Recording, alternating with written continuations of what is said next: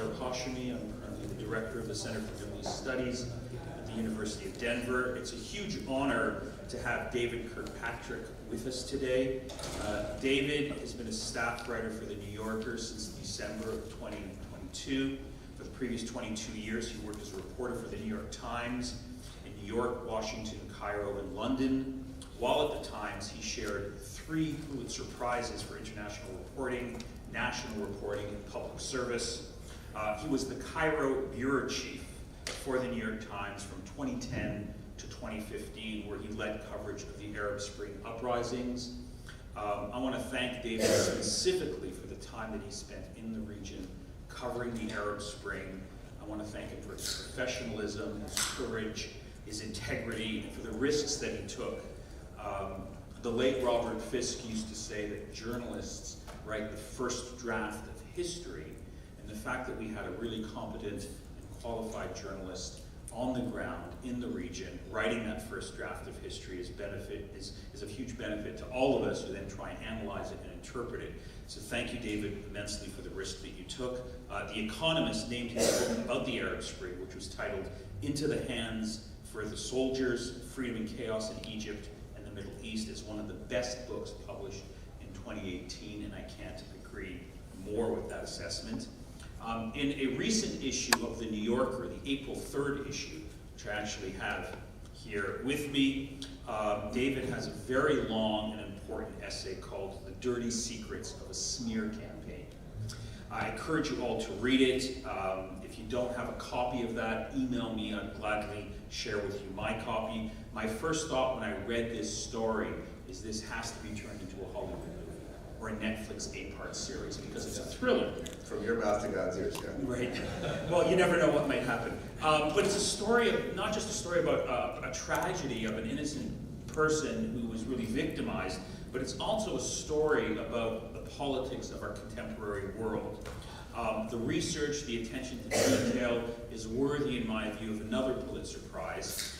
David and I are going to have a conversation, starting off with the story that you wrote in The New Yorker, and then we want to focus on how this story relates to the core themes of this conference, the core themes of the Arab Spring, the question of authoritarianism, democracy, citizens' rights, etc.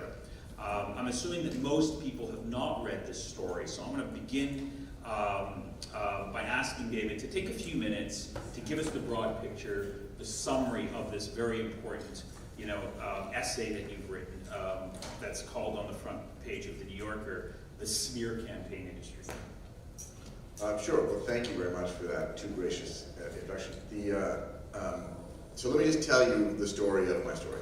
So the protagonist is a person named Hazem Nada. He's an American passport holder of Egyptian descent, and he finds himself living in Como,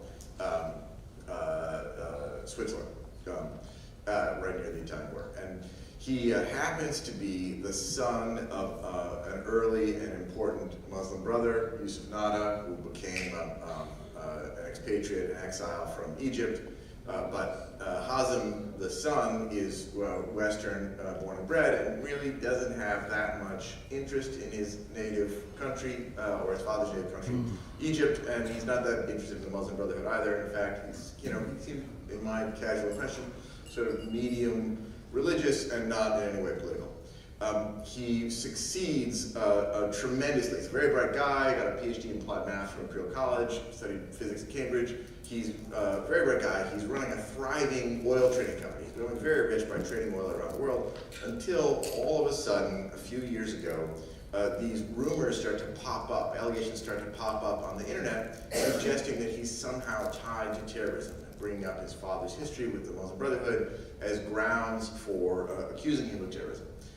These allegations appear to snowball out of nowhere. Suddenly banks won't lend to him. They're turning him away. His enterprise, trading oil, is heavily dependent on that kind of financing. It goes bankrupt. So his vast fortune is largely crushed, and his life is destroyed. In the depths of his despair, he receives an odd phone call or text message on Signal, and the message says effectively, "Hello, I am a hacker. I have hacked into some files that can reveal to you who has destroyed your company and why?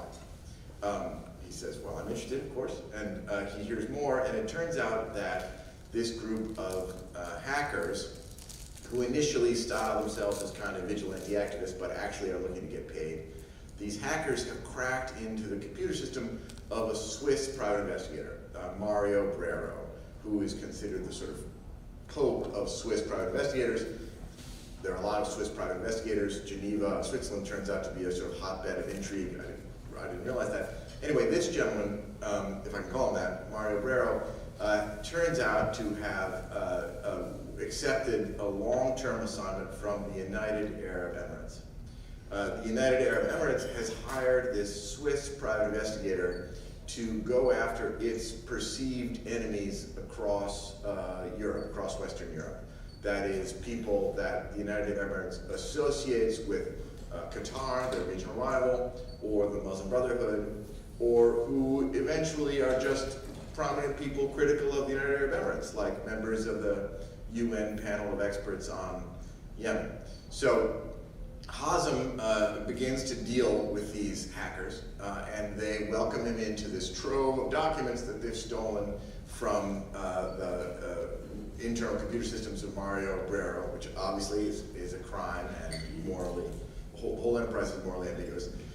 The hackers, I initially thought, as some of you may now be thinking, well, I'll bet these hackers are working for Qatar, the UAE's regional rival. But no, in this case, the hackers want Hazm to use his connections in the region through his father and the oil trading business to try to help them sell this cache of documents for the really big score to Qatar. So Hazm is sort of dragooned, enlisted into playing the role of emissary and carrying the message for these hackers to Doha that they would like to get paid for all these things. And that drags on and on and on for years, or months, maybe a year. And while he's running these errands, he delves into the documents and he sees that at the behest of the United Arab Emirates, they have paid this private investigator lavishly to systematically destroy his company, to capitalize on latent or not so latent Islamophobia in the West, to sort of smear him as a terrorist just because of who his father was or what his religion is. And that Brero has persuaded them to do this. Really, it seems for his own self-enrichment, right? That he has this deep-pocketed client on the hook, and then it's in his interest to try to upsell them, to persuade them that there are even more enemies across Western Europe than you suspected. That the Muslim Brotherhood and Qatar's allies are in fact everywhere, and you need to pay me, Mario Brero, a great deal to help you stamp them out wherever they are found. And in fact, not only is Hazm not a Brotherhood-linked terrorist, as Brero puts forth, he begins to sell the UAE on the idea that quite a few Muslim civil society groups across Europe are also somehow linked to the Muslim Brotherhood or terrorism. Largest among them, I think, Islamic Relief. That one really stuck out to me because ultimately, at the end of the day, this is a humanitarian organization. They're heavily audited, and all the money that they raise goes to helping people who are in the most acute need around the world. So that the UAE, with its ample resources, is commissioning this Swiss private investigator to try to damage Islamic Relief was striking to me, and yet that's what they did. So that is the story that I told, culminating in Hazm's. Eventually, he gives up on selling these documents to the Qataris, and he reaches some other agreement with the hackers so that he can get possession of them, give them to me, and then seek a kind of a lawsuit to try to recover some of his losses. How did I do that? That's good. That's good. Costs, yeah. So one of, I think, the important themes that comes out in your essay is really the role of authoritarian regimes, autocratic regimes, in sort of, damaging the integrity and the reputation of innocent civilians. In this case, an American citizen. And so, what I liked about your article is it sort of confirms an argument that I've been articulating for a very long time that, yes, authoritarian regimes, as we saw in the first panel, are responsible for destabilizing the Middle East. But now there's a bigger problem, that these authoritarian regimes are also, in very pernicious ways, undermining our own democracy here in the West, here in the United States. And you end your essay with actually quoting from one of my professors at the University of Toronto, Ron Diebert, who is the director of this very important citizen research lab. And I just want to read the quote for everyone. So Professor Ron Diebert, writing in the Journal of Democracy, says, quote, "Anyone with enough cash these days can hire a private Mossad. Subversion is now big business. As it spreads, so too do the authoritarian practices and the culture of impunity that go with it." So could you give us some context to this particular quote and connect it to the essay and the story that you tell about Hazem and his particular play? Because I think this is really one of the key lessons that I took away from your article that matters for our contemporary world and its relationship to the themes of this conference, this idea of private intelligence, authoritarian regimes, and then the threats to democracy for citizens here in the West. Sure. I mean, when I moved to Cairo in 2010 as the New York Times correspondent there, I was fairly naive about the way that that region operated and the U.S. alliance with many of its supposed clients operated. And the Arab Spring and its aftermath was really eye-opening to me because several countries that style themselves, that I'd understood to be close partners and allies of the U.S., the United Arab Emirates and Saudi Arabia, foremost among them, actively tried to subvert U.S. policy in the region, really determinedly, with a lot of money, with systematic propaganda campaigns against the U.S., against U.S. personnel in the region, against the U.S. ambassador in the region, by lobbying very adroitly and effectively inside the halls of the Pentagon and the White House. They really campaigned against what the U.S. was its stated objectives, what the U.S. said was its stated objectives, which at the time was the support for democracy. And you know, they, obviously, some would say they were pushing on an open door, but they won, right? They won in the region, they won in U.S. policy. And since that time, there has been a lot of evidence that some of these same countries, and not only these countries, you know, also their rivals. I mean, I should say, when I say a lot of evidence, the nature of subversion, right, or behind the scenes lobbying, or this sort of private spying it's designed not to be seen by me or any of us. So when we do get a glimpse of it, it's happenstance, it's chance. And yet, nonetheless, we've seen a lot of it. Most of what we've seen has to do with the UAE, and to a certain extent Saudi Arabia, but also Qatar and Turkey. And it seems that these countries are working hard to try to influence, often covertly, the machinery of American democracy in their favor, which, when you think about it, makes sense. I mean, suppose you are a very, very wealthy authoritarian state, and you are completely and utterly dependent. Your political system is quite closed, but you're completely and utterly dependent for your existence and protection on a much larger state, the United States, with a very open, even porous, possibly too porous political system. So what do? Do you try to influence it covertly or otherwise? Of course, you owe it to your family.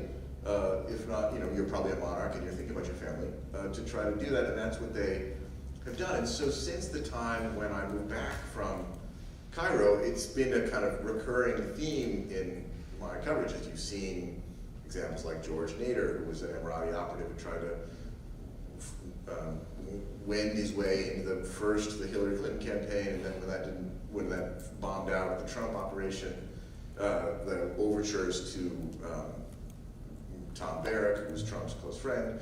On the other side, you know, we've seen the Qataris, or people very close to the Qataris, manage to hack into the computer systems of Ambassador Otaiba here working for the United Arab Emirates in Washington, or Elliot Broidy, you know, a businessman close to Trump who happened to have some interests in the region as well. We've seen Turkey also getting into the game with its various efforts to support the Hulk Bank, its work with General Flynn, its kind of behind-the-scenes overtures to Jared Kushner, building connections with President Trump's family in order to influence him and have a distorting effect on U.S. policy in Syria, arguably. And so you begin to think, with friends like these, who needs enemies? And that seems to be the context to me of that quote from Professor Gebert. Am I making any sense? Yeah, you are. You have to read the article to really sort of get, I think, the point that you're making. But it makes perfect sense. Which then raises the big issue that I think is very much front and center of American politics today, is the problem of foreign interference into our political system, corrupting our democracy, buying off our politicians, and fundamentally undermining the very sort of just society that we like to think that we're striving for. So the question then becomes, how do we prevent this type of thing from happening in the future? It's happening. We know the Russians have done it. We know other countries are doing it. But you shone a good spotlight on how these authoritarian regimes, who claim to be our allies, and we would expect that at least they respect the laws of the land, are, I think, taking advantage of loopholes to sort of, to insert themselves into these types of debates, fundamentally affecting the lives of innocent people, innocent Americans who need to be protected or should be protected by their government. So do you have any thoughts on how we prevent this problem from getting worse? Because it's pretty bad right now, and unless there are policy changes, I can see this just getting worse in the coming years. Well, there are certainly people in Washington of the sort of common cause variety who would say the problem is that American democracy is sort of self-subverting, right? That we have campaign finance problems and internal corruption, and we have our own problems. And if were we to shore those up and insulate our politics from interests, then that would solve the problem. That's not going to happen in the short term. What it seems to me is this situation where we form these partnerships and close alliances with authoritarian states are a special problem, a unique problem for influence on American democracy. For a couple of reasons. If you're a hostile authoritarian government like China or Russia, it's very difficult for you to say, hire a gazillion former American government officials so that they, when they're doing their jobs, are thinking about their future payday working for you. It's very difficult for you to lobby or hire lobbyists or set up your own interest groups. It's very difficult for you to have your ambassadors stroll into the halls of the Pentagon or schmoozing with people in the White House. But if you're a nominal ally, that's not the case. It's easy for you. It's built into your job, almost. It's built into the structure of that relationship. Now, you might say, well, are all allies a problem like this? No, they're not a problem like this. When you're dealing with a democratic ally or an ally with a more or less open political system, like the Norwegians or something, they don't, for their own reasons, they're not going to find it convenient to try to covertly influence American democracy. It would be exposed internally in their country. It's just not something that those governments do. But governments which, unlike us, don't even pay lip service to the idea of representative government and open democracy, not only is it natural for them to try to subvert American democracy, it's inevitable. They can't even help it. That's what they do. And so when you form alliances with authoritarian governments, and I've been careful to include a broad spectrum, right? The Saudi Arabians, who my friend Sarah Lee just mentioned, are paying this enormous check to Jared Kushner, and who were showing up with the Trump administration just as they were in office, offering to spend all kinds of money to try to help them politically. So the Saudis, the Emiratis, the Qataris, the Turks, across the spectrum, everybody's kind of playing this game. So when you form these alliances with authoritarian governments, it's not like the authoritarianism, you're not going to catch it like a cold, but it does seem to rub off a little bit. It's not great for your democratic practices at home. And maybe none of these countries in their efforts have actually changed American foreign policy. And yet their efforts have to breed a kind of cynicism, and may on the margins, when you look back in particular on the deliberations within the Obama administration about the Arab Spring, I think many people would say that Ambassador Taiba and the UAE was very effective at influencing American policy. Yeah, I think it's in Obama's memoir where he says one of the reasons why they effectively backed the coup in Egypt in 2013 was out of deference to their allies in the Gulf. They didn't want to upset the Emiratis, the Saudis, who were really upset about the Arab Spring, and that was a factor that weighed heavily on Obama's thinking in terms of how to respond to the coup. I don't think he put it quite that baldly. No, that's my spin on it, but it was a sense that, look, these are the factors that we have to sort of think about, and we have these allies who we don't want to upset our relations.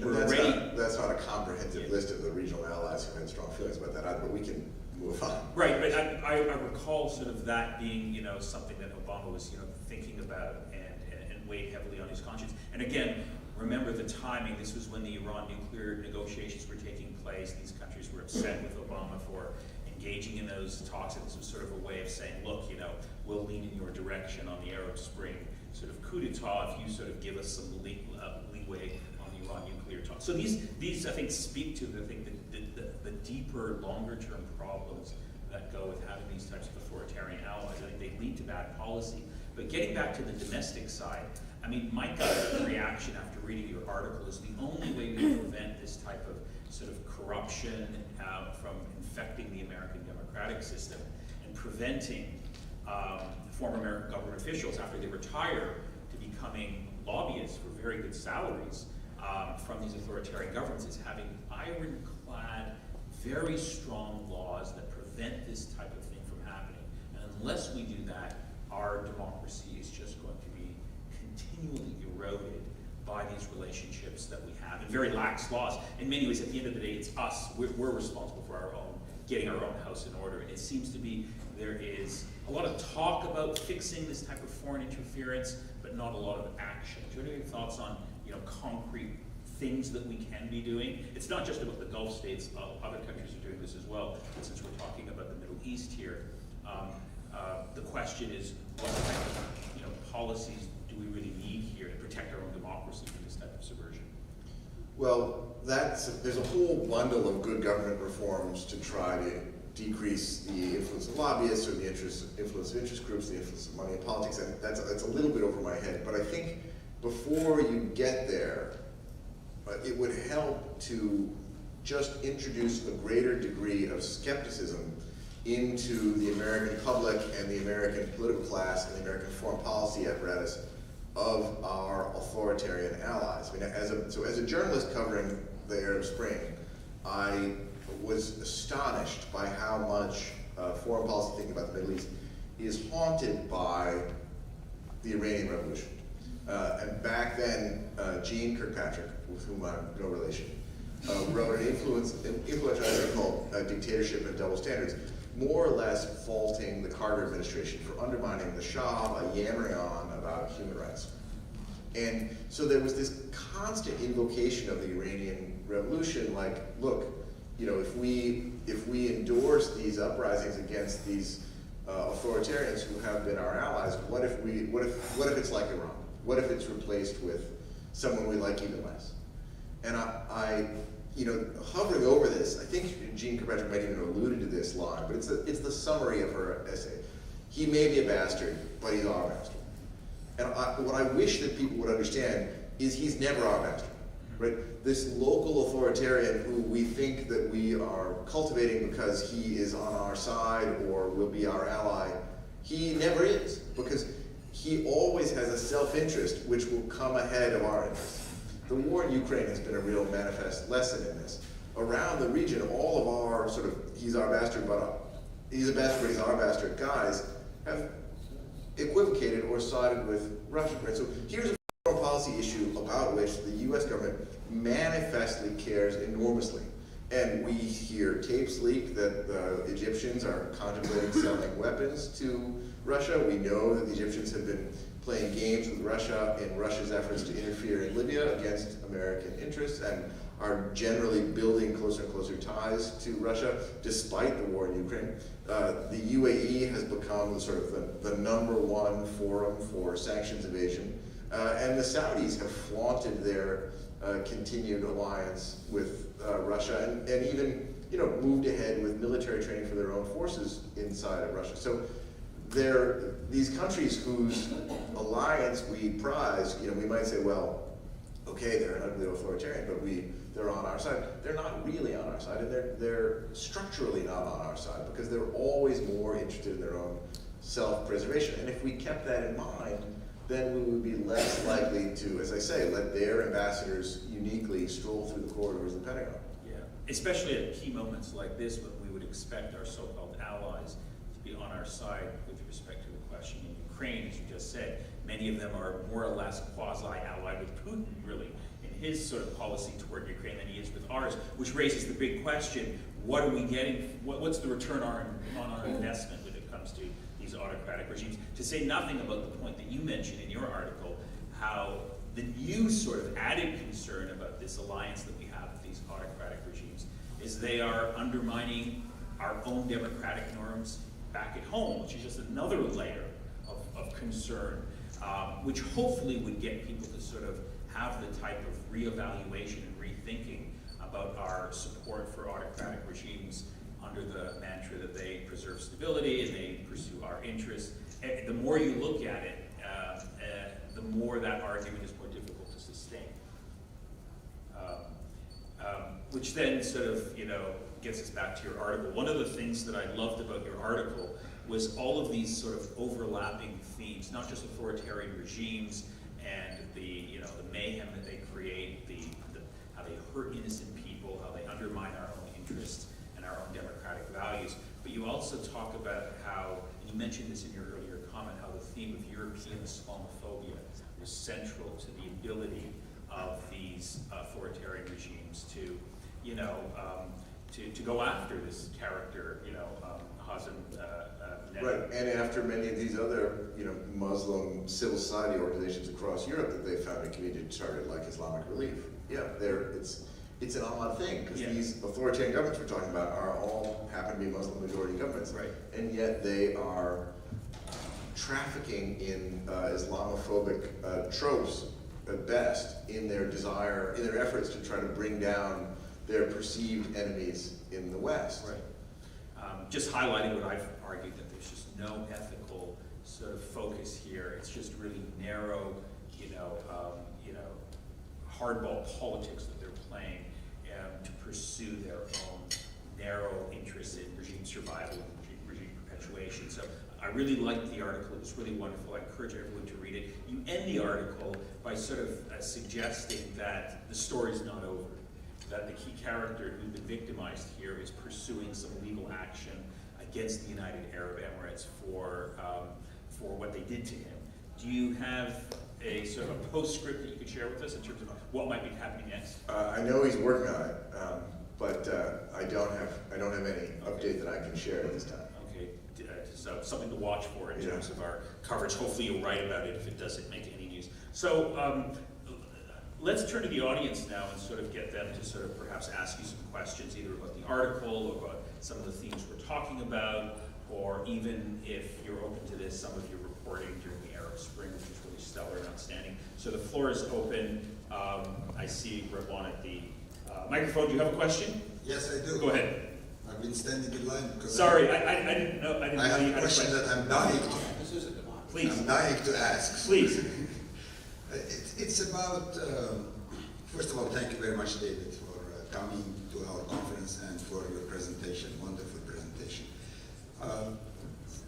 Yes, I mean, these interference from foreign powers is not easy to get rid of or to stop. But if anything, we are a country of rule of law, and there is a law against supporting coups in other countries and supporting governments after coups in other countries. There is a law. And yet, you were in Egypt when the coup happened in 2013, and recently, a more recent coup happened in Tunisia. And the US really did not stop supporting these regimes after the coup. That's illegal. Why doesn't the legal system or our political system work together work to apply the rule of law, which is that we do not support a government after a military coup or after any coup against democracy? Why can't we at least hold on to that, law and, force the government, force everybody to respect the law? I mean, you were in Egypt, that's why I'm trying to understand. Yeah, right. In my book, I wrote extensively about the decision within the Obama administration not to call the coup in Egypt a coup. Exactly. Manifestly, it was a coup.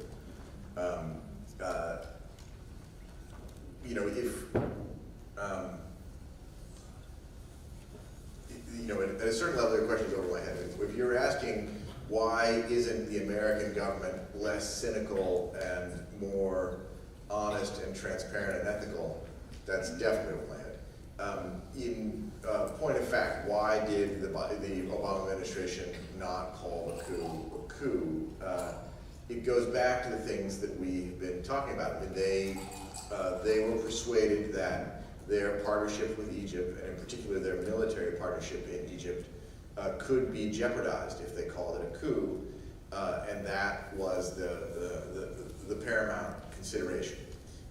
Their allies, as you mentioned, in the region were also strongly supporting support for the coup. You know, the hacking of Ambassador Otaiba's emails revealed that he sent several pointed and threatening messages to his close friends in the National Security Council that day, warning the U.S. that if it didn't get on the bandwagon, it would face a kind of backlash in the region. That was his pitch. So that was going on as well. And the earlier panelists spoke in various ways about the fatalism or pathologizing of the Middle East, that these are, you know, the Orientalism, the sense that it's always been like this, etc. That was also clearly at work. I think there was a certain fatalism or pessimism baked into many of the thinking by many of the top policymakers.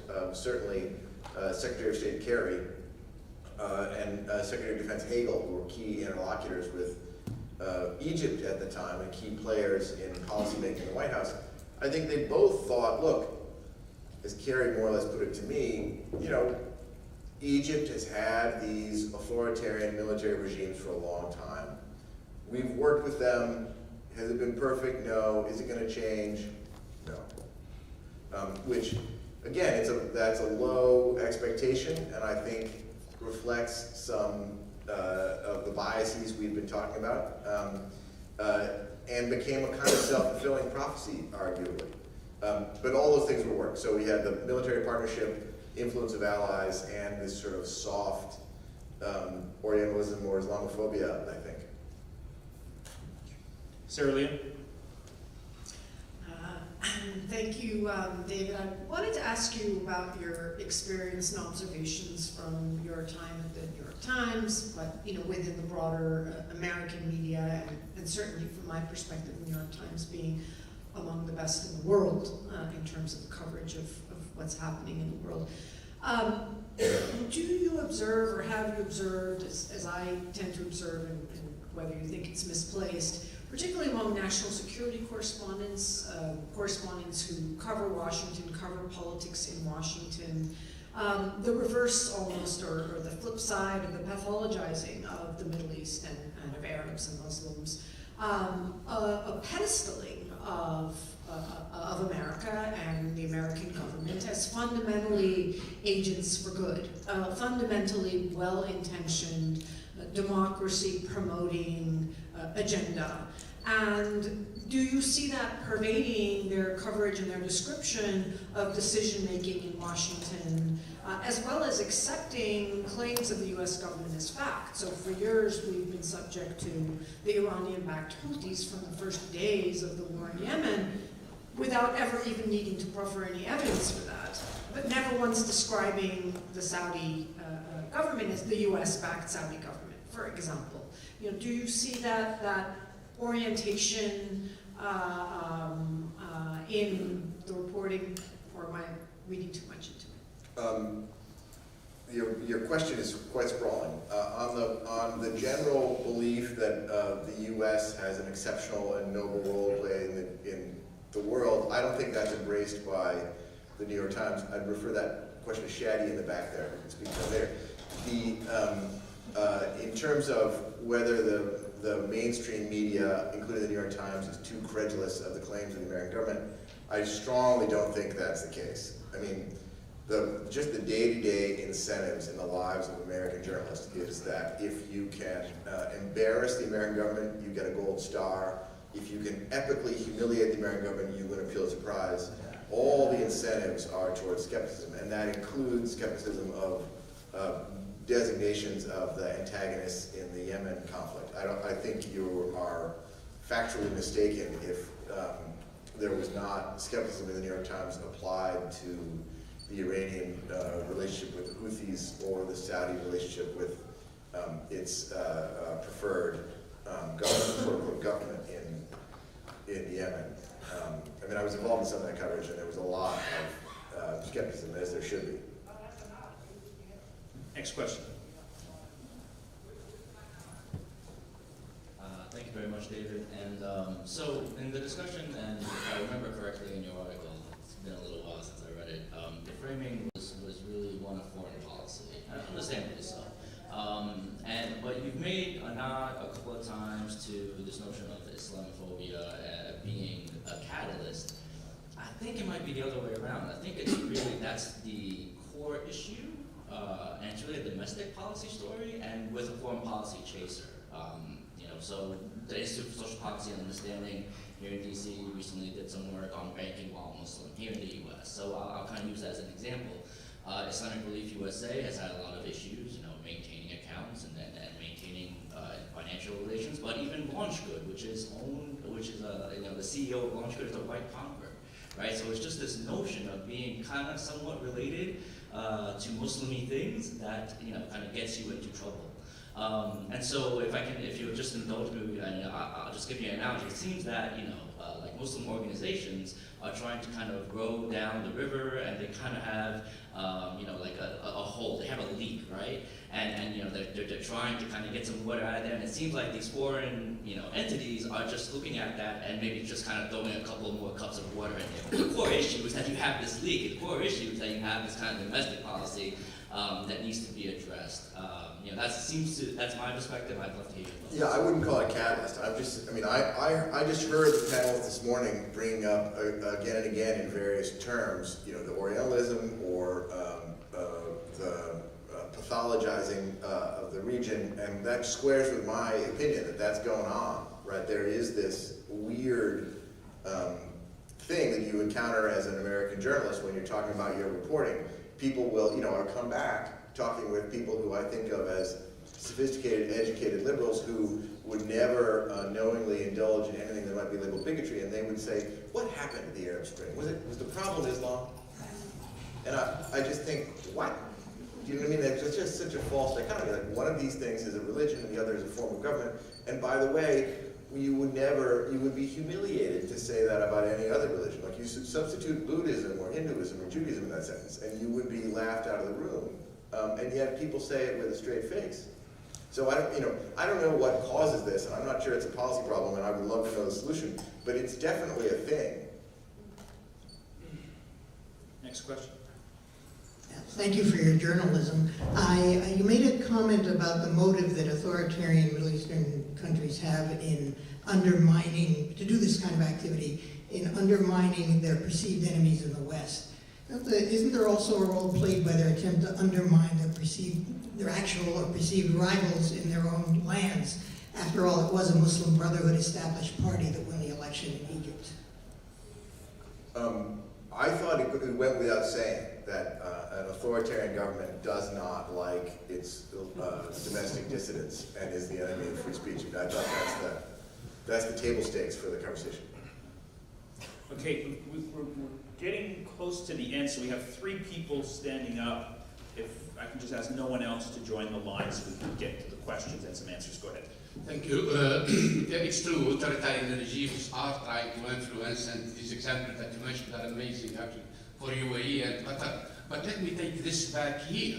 In 1971, we had the Epsilberg, the Pentagon Papers, where we basically split the information about the Vietnam War in our own way. We had WikiLeaks. We have just lately the Pegasus files. Then we have the Twitter files, where we know that every agency here in this government is trying to influence and spin the information right and left. And then, it is the idea that the authoritarian regime are doing it is not only them. Are we doing the same thing? Let me give you the last example.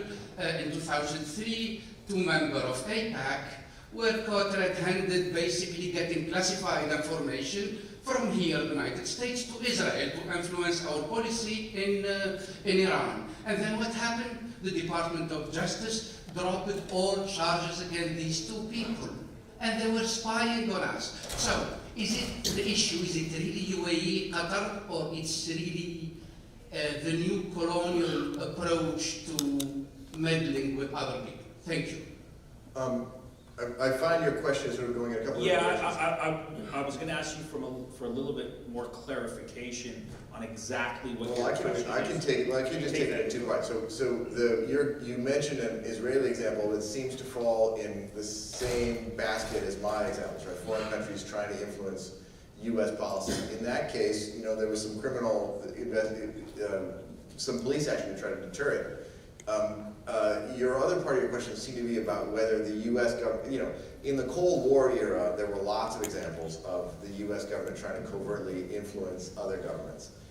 Some of them became scandals here, and I think those are less often done now, because we do have still, knock on wood, a free press and a fairly open political process, so that when if the CIA were to try to set up a bogus newspaper and spin bogus ideas in some foreign country for the idea of influencing its politics, chances are that would come out eventually.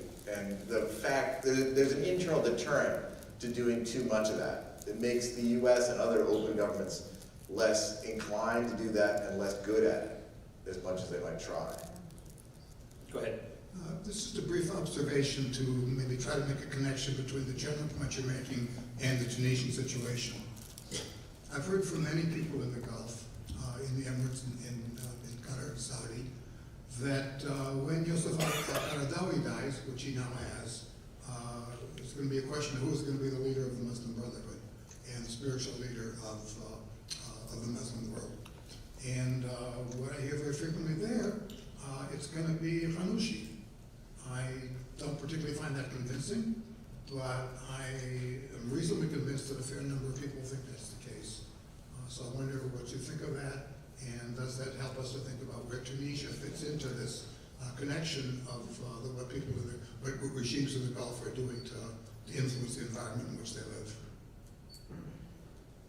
I think the arrest of Sheikh Ghanouchi is a tragedy because of the importance of his ideas far beyond Tunisia, and I wish more people would be paying attention to events in Tunisia.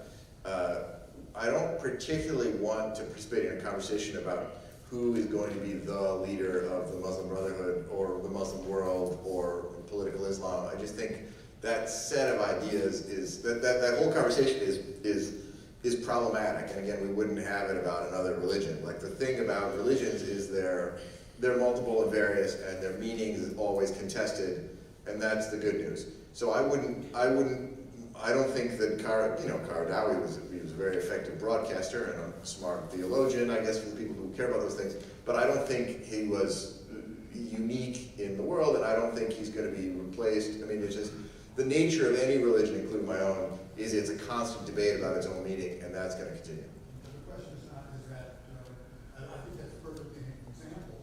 The question is, do people in the Gulf who are making policy, do they think that's the case, and does it influence it? Well, I think if, the Gulf states really, they don't like elections, or they don't like democracy, and they don't like the idea that political Islam could be associated with elections. And for that reason, I can only imagine that Sheikh Ghanouchi was uniquely objectionable to many of the Gulf states.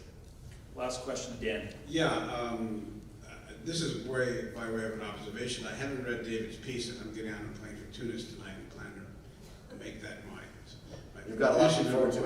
Yeah, it's going to certainly increase my sense of pessimism, I suppose, in many ways. But I'm in the throes of writing a piece provisionally entitled Rethinking Global Autocracy, which is sort of a deep dive into the literature here, coming particularly out of the think tank community, which attributes processes of authoritarianism and autocratization chiefly to Russia and China. It's good to be reminded of the multiple sort of vectors that are promoting autocracy globally, and that's part of the critique. that I'm writing in response to the literature that's been put out by a lot of my colleagues. It's going to be interesting to see how this piece evolves. But I do want to say that we have just two words of kind of caution from my own sort of thinking about this, and it's been going on for months. I'm not finished, but I'm getting close to finish. And that is, number one, there's a complex relationship between the kinds of dynamics you're talking about, David, and the nature of any democracy, including the American democracy. And I get concerned when we hear words like subversion and so on, but I think that the key drivers of our democratic crisis are largely embedded in our own country. And these foreign effects exacerbate them, but there is a kind of notion out there that the so-called democratic malaise or backsliding is a consequence of international interventions and so on, particularly from the Russians and the Chinese. And we have to be really careful. It's a very complicated question analytically and conceptually and empirically. And the other observation is that there's an obsession in Washington with Chinese influence. That's all you hear about now. It's the #1 existential threat. We hear it in the Congress. And the consequences for our own Chinese American citizens has been quite negative. Because it's not on the par with concern perhaps with Russian influence in the 50s, but there's a lot of kind of McCarthyism out there about sort of Chinese influence. And I just want to say it's just very disturbing. And it's become an obsession here in Washington. And while there is a lot of malign influence, that's the term almost always used, malign. First of all, the question of how it affects our democracy is complicated, but second of all, it's certainly overdrawn, I think, in so many ways, and really detracts from a lot of the other sort of influences. We had 4 years of an American president who did more to model autocracy than any American president in many years. So I just sort of a cautionary tale about sort of where and what kind of causes we try to draw in terms of our own democracy. Thanks. Do you have any thoughts on that? Yeah, I tried to say before, our own democracy is, as I said, is self-subverting, right? We have our own, yeah. So I don't want to oversell the idea that foreign governments are meant. I don't want to traffic in conspiracy theories. They're not. We can't attribute our own problems to others. And I very much appreciate you hidden saying hands. that. That's very important. Because now in DC we have this kind of obsession that is part of the policies of the think tank community. And so I recognize that you said that it has to be repeated and amplified. Yeah, I just want to end by emphasizing a fact that everyone knows, that the quality of any democracy is really dependent on a free press, but also investigative journalists who are willing to take risks, to pursue stories that illuminate some of these sort of, scandals and, unethical practices that authoritarian regimes are pursuing, in this case in the Middle East. And if it wasn't for your sort of real, commitment to pursuing investigative journalism, we wouldn't know about this particular story, David. So thank you very much for the work that you've done in the past on the Arab Spring. Thank you for this recent article in the New Yorker. I think we are better as a country because of journalists of your caliber. So thanks again. Thank you very much.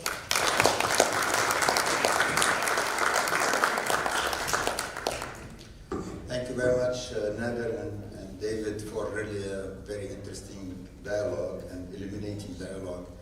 And we've had, before that, a very also interesting panel. So we've had a very fruitful morning. Now it's time for lunch. We're going to move to the other room on the other side. Please try to move as quickly as you can because we're 10 minutes late. And we have a very busy afternoon with two very large panels, big panels, important panels. So we'd like to catch up on time. So please go back to the other room on the other side and we will be starting shortly. Thank you.